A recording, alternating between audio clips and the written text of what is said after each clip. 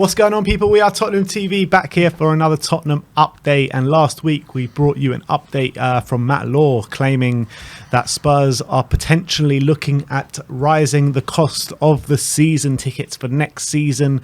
We have had information from the club now regarding that situation. So let's read the statement from the club and then we'll react to it. It's we should like to take this opportunity to thank our season ticket holders for their support throughout the current campaign. The focus is now on getting behind Christian, the coaching staff and the team for the remaining games as we fight for the highest possible Premier League finish. Due to the global economic events, we like all other sectors and not immune to the rising costs and disruption to supply chains, along with higher energy prices. We are, however, acutely aware that everyone is also currently impacted by the rising costs of living. With this in mind and following consultation with the Tottenham Hotspur Supporters Trust, we can confirm that the season ticket prices for the 23-24 season will be frozen. We recognise and greatly appreciate the ongoing commitment to our fans continue to make, showing support for the team. So they have been frozen. They have made the right decision, albeit I think the right decision is probably to decrease the costs a little bit. But make it free. I appreciate that was never going to happen. So I guess this was the best possible outcome of the situation. I guess good news. Yeah, and I commend the trust obviously for lobbying for the price freeze, and also for delaying the renewal so after the season, so people have a chance to not get priced out. I think that's a very good thing as well, because renewal date runs till the 1st of June, which usually it's up and before the end of the season, so that's positive news as well. So I commend them for that. Look, I just think that Levy did what he should do. To be honest, it's not like he shouldn't get a pat on the back for it. Yeah, I mean, you should be doing this is exactly what he should be doing, and I do think if he would have raised prices in this current situation with the cost of living prices and with the mess that the club's in anyway, I think there would have been a massive backlash, and he probably would have reneged it. So I just think he skipped the middle stage and just did the right thing in the first place, which is easier said than done with this Tottenham board, because the amount of times they make a faux pas and they have to renege on it is happened multiple times with this board. So look, fair play, they freeze the prices, they should have done it. There was the right thing to do, but I'm glad that they didn't screw up and raise the prices and then have to renege on it later. So yeah, that's it. Exactly. So congratulations to Enoch and Daniel Levy for freezing the most expensive season ticket prices in the country. Yeah, exactly. Let's all give them a standing ovation. Exactly.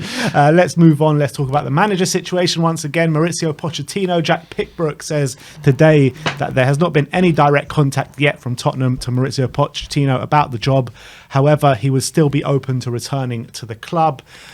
We have heard from a few different sources that potentially Daniel Levy is actually very open for Pochettino to return. But on the board, there are some names that wouldn't like to see him return, one of them being Donna Cullen. So what do you make out of that situation? Yeah, I mean, obviously the fans want him back. They were singing his name at Goodison Park. You heard it numerous times throughout the 90 minutes. So clearly the fans would love him back. I think we know what he brings. And so I don't really get the reservations, apart from the fact that he might not be able to work under Paratici, who's banned from all footballing activities at this moment in time. If we miss out on Pochettino because Paratici doesn't want him in, and then Paratici's appeal doesn't get upheld, and then we lose out on him because we've waited so long, then that will be just another shit show of this hierarchy. I, for one, would be massively in favour of having him back. I think at the moment we're the options that are to Tottenham, either we get someone like Pochettino, or it looks as though we're going to have to go with someone who's kind of not proven themselves yet and are up and coming, like maybe a Postecoglou or an Arne Slot or someone like that, who maybe you're getting them on their way up before people recognise how good they actually are, kind of thing.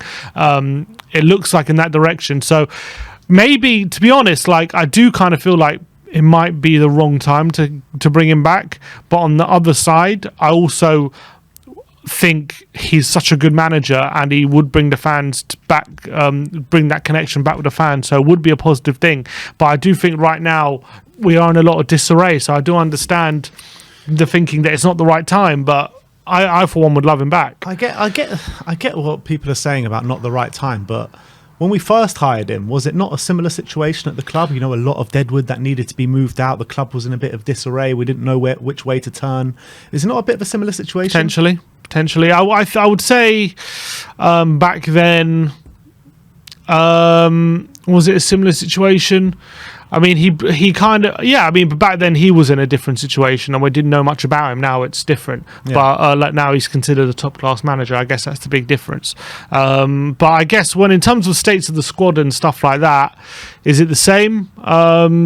You can argue it's quite kind of similar. You can argue it's kind of similar.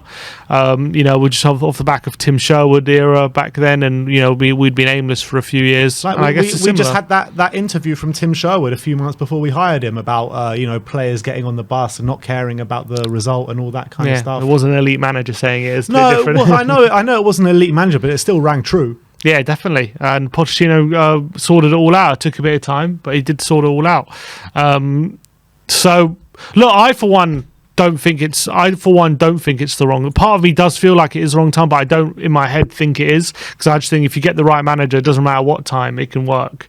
But I just think I don't know. I don't know what the reservations from the hierarchy are, apart from Paratici and that kind of dynamic. Let me put it this way: like, what manager is it the right time for? If it's not the right time for Poch? Someone where you're going to have less expectations. You know what I mean? Someone who's literally someone where you're not really expecting them to like challenge for trophies or anything, but they can build something. You're going to give them time to build a project, because once Pochettino comes in, again, the expectations level will get naturally risen because of what he did previously, and you want to better that, don't you? You don't want to hit that. I think that no matter what manager comes in here, they need to have the time and they need to have patience from the fans to build something from way below Champions League level, and I think it needs at least a year or two to build ourselves back to that level. We spoke about the state of the squad yesterday. I spoke about 19 players we don't know about their futures, and some of them we want gone, and some of them we don't know about their futures. So it's going to take a long time to rebuild that process, whether you bring in a manager of Pochettino's ilk or a manager where you don't have that much expectations like the Postecoglou's. I don't disagree. I'm just saying if we bring in Pochettino, all of a sudden fans will probably be expecting top four again, like straight away.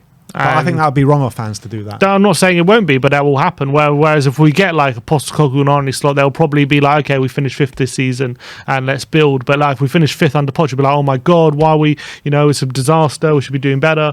You know what I mean? The expectation levels just get risen naturally. A bit like Conte. It's like being fourth isn't a disaster, but because we had an elite manager like Conte, all of a sudden it's like, if we don't win the league now, it's just a waste of him kind of thing. Yeah. But I guess it's a bit different with Poch, but it's kind of similar scenario. Yeah, with Conte, it's like winning the league. With Poch, it's like top four. Yeah, kind of. Yeah, exactly. So, all right, let's move on to Julian Nagelsmann. The Standard are reporting that interest in Julian Nagelsmann appears to have cooled, and Abdullah Boulman, reporter out in France, is saying that PSG are in talks with Julian Nagelsmann as well. And on a side note to that, Gerard Romero is reporting that Luis Enrique is very close to joining Chelsea.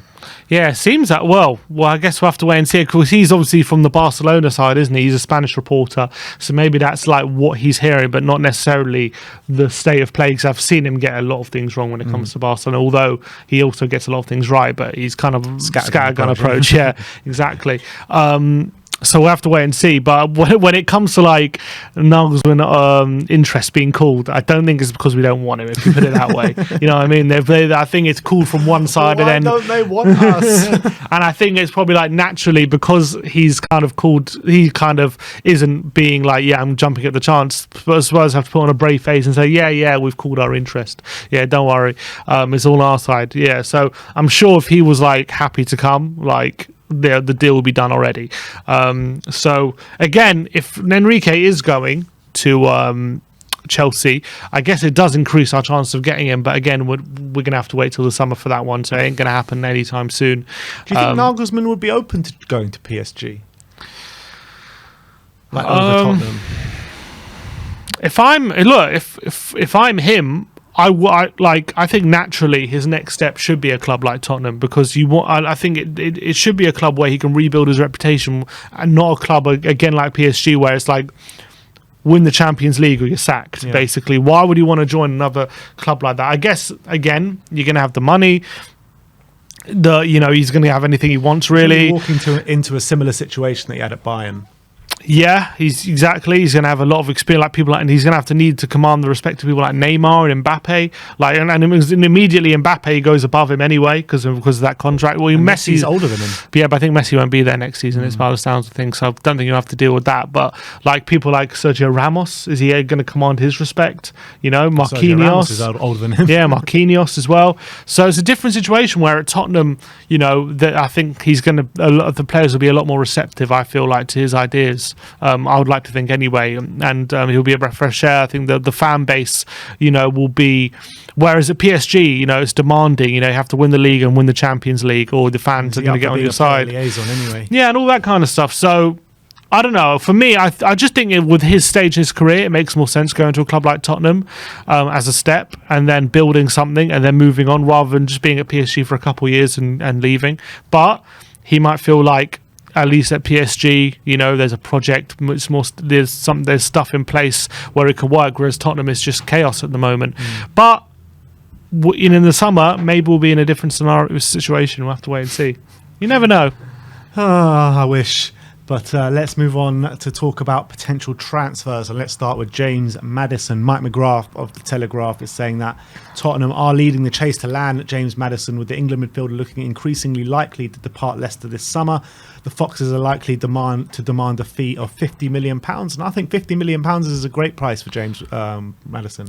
Yeah, I mean, from Tottenham's point of view, obviously there was talk of, because there was talk last summer, wasn't there? And they were saying 45 million last summer. And I thought that's a really good price for him, considering he had 2 years left, and now he's got 1 year left. 50 million, I think, in the current market. You know, I saw Oxlade-Chamberlain. He had a year left, and he left for like 45 million or so. So I don't think it's completely outrageous. Although it'll probably, you know, Levy, knowing that in a year's time he's going to be on a free, he'll be like, I don't want to pay that 50 million. That's how Levy thinks. But at the end of the day, if you don't pay it, the likelihood is you won't get him at all, because he'll probably go to somewhere else, or like Newcastle, or unless Leicester go down, maybe he'll sign a contract if no one's going to pay the money. So like the likelihood is, if you don't pay that 50 million, you won't get him, and so you just have to pay the money to get him through the door.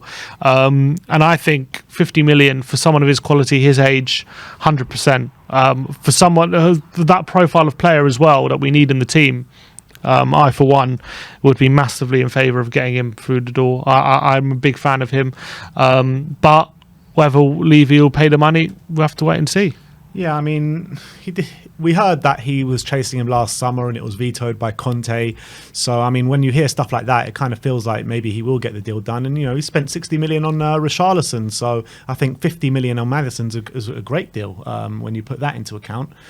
But let's move on. And the last story of the day is about a Georgian goalkeeper called Georgiu Mamardashvilli of Valencia. And the report is his agent is in London meeting with the heads of Tottenham Hotspur. Apparently, not only did he meet with Tottenham, but he met with Manchester United as well.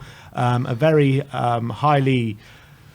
he's got a big future apparently, but he's got a long contract until 2027. He is only 22 years of age, current market value of 25 million, 7 caps for Georgia. And we all know what happened when we last turned our nose up at the last Georgian player we got. Yeah, we did laugh off the Georgian Messi, and he literally turned out to be the Georgian Messi. And so, if we can't laugh off the Georgian Buffon, I think we have to seriously consider him. To be honest, obviously I've not seen much of him play, in all honesty, but I have looked at some of his stats in terms of like his post-shot XG and stuff like that, and it seems to be very strong. And he seems to be a really good young up-and-coming keeper. He seems to be tall, quite physical. Obviously, I don't know how well he is when it comes to playing out the back and all those kind of things, but these are the kind of players we should be looking for, the next generation of keepers or positions that can be our goalkeeper for a long time. And for sure, if it's someone who we've scouted and obviously it's going to take time adjusting to the Premier League, so he might come in and make a few mistakes, and we have to just ride that, because you know it happens to a lot of keepers when they enter a new league. And I can see a situation when we sign him and he's our number one immediately, and then he makes a few mistakes and people get on his back, and now that might happen. But I think it's the right thing to do, to look at this kind of next generation of goalkeeper for the next one, because we've had someone for so long, and if he's the guy, then I'm excited about it. Yeah, just a quick one, quite a funny one, that in my Football Manager career, I actually signed him very early on, and he turned out to be like one of the best goalkeepers in the world. So there you go. If FM says that, if FM says that, they're never wrong. So get him in. All right, well, that is your Tottenham update for today. Let me know in the comments section below if you have any thoughts regarding any of the news stories we've brought to you today. Like, subscribe, and comment. And as always, come on, you Spurs.